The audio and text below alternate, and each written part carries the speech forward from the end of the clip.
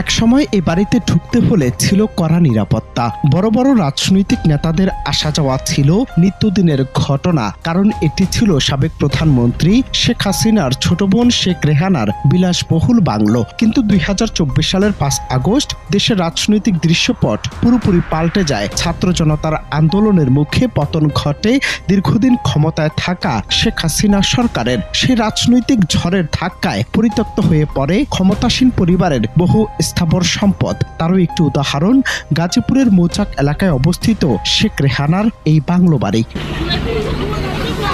সরকার পতনের পর এই বাংলোটি জনতার ক্ষোভের হাত থেকে রক্ষা পায়নি। উৎসুক জনতা বাড়িটিতে ঢুকে ব্যাপক ভাঙচুর চালায়। দামি আসবাব, অবকাঠামো সবকিছুতেই পড়ে ভাঙচুরের ছাপ। ঘটনার পর থেকে বাড়িটি পড়ে আছে সম্পূর্ণ পরিত্যক্ত অবস্থায়। দীর্ঘদিন কোনো রক্ষণাবেক্ষণ না থাকায় সময়ের সঙ্গে সঙ্গে শান বাঁধানো এই বিলাসবহুল বাংলো তার সৌন্দর্য হারাতে থাকে। কোথাও ভাঙা জানালা, কোথাও ধসে পড়া দেয়াল, সব মিলিয়ে এটি এখন এক নিঃশব্দ সাক্ষী রাজনৈতিক পরিবর্তনের।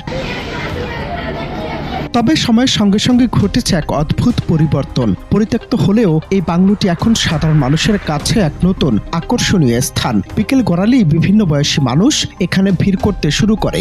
কেউ আসে কৌতূহল থেকে, কেউ আসে ইতিহাস ছুঁয়ে দেখতে। অনেকেই ছবি তুলছে, ভিডিও বানাচ্ছে। আবার স্থানীয়দের ভাষ্য অনুযায়ী কিছু অসাধু চক্র এটিকে মাদকের আখড়া হিসেবে ব্যবহার করেছে, যা নতুন করে উদ্বেগের কারণ হয়ে দাঁড়িয়েছে।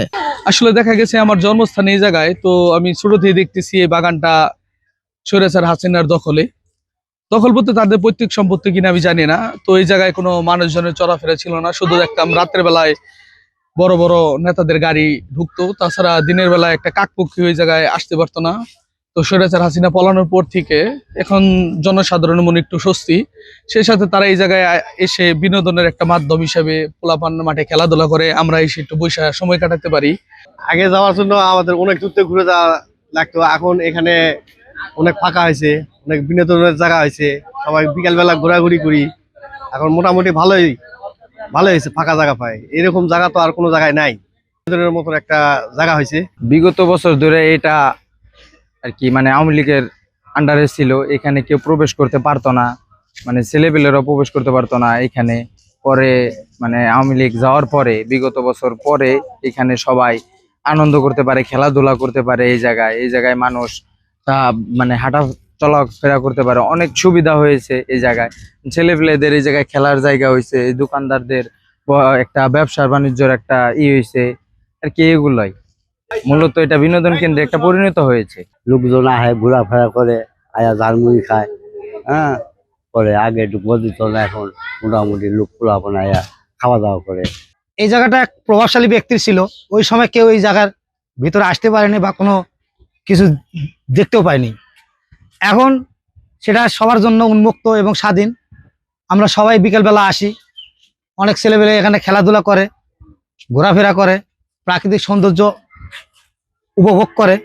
আসতে পারি না, এখন আমরা আলহামদুলিল্লাহ আইসি, বলছি, সময় কাটে, আমার খুব ভালো লাগে। খোলা জায়গা, খোলা জায়গা খুব ভালো লাগে।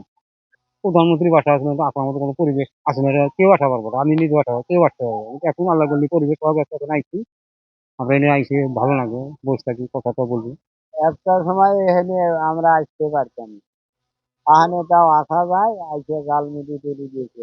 জি, এইখানে রাত্রে এখন পর্যাপ্ত লাইট নাই, তারপরে এখানে ওরকম ভাবে সিকিউরিটি গার্ডও নাই। তো এখানে কিছু বাজে পোলাপানরা আছে যারা এখানে হয়তো মাদক সেবন করে। আগে এখানে আসতে পারতাম না, এখন আসতে পারি। এখন খেলাধুলা অনেক ভালো লাগে। এর নিরিবিলি পরিবেশে আসতে আজকে শুনতেছি এখানে নাকি একটা নিরিবিলি পরিবেশ আছে, পুকুর আছে কয়েকটা, এজন্য আসলাম ঘুরতে। আজ যে বাংলোতে একসময় শেখ রেহানা ও সাবেক প্রধানমন্ত্রী শেখ হাসিনার যাতায়াত ছিল, রাজনৈতিক নেতাদের অবাধ প্রবেশাধিকার ছিল, সেই জায়গাটি এখন ইতিহাসের অংশ। অনেকের কাছে এটি একটি রাজনৈতিক স্মৃতিস্তম্ভ, আবার কারো কাছে নিছক একটি দর্শনীয় স্থান। এর মধ্যে সুযোগ বুঝে কিছু উদ্যোক্তা এখানে ছোট দোকান বসিয়ে খাবার ও পানি বিক্রি শুরু করেছে, যা এলাকাটিকে আরো প্রাণবন্ত করে তুলেছে। অনন্ত হাসান মাসুদ, বাংলা টিভি।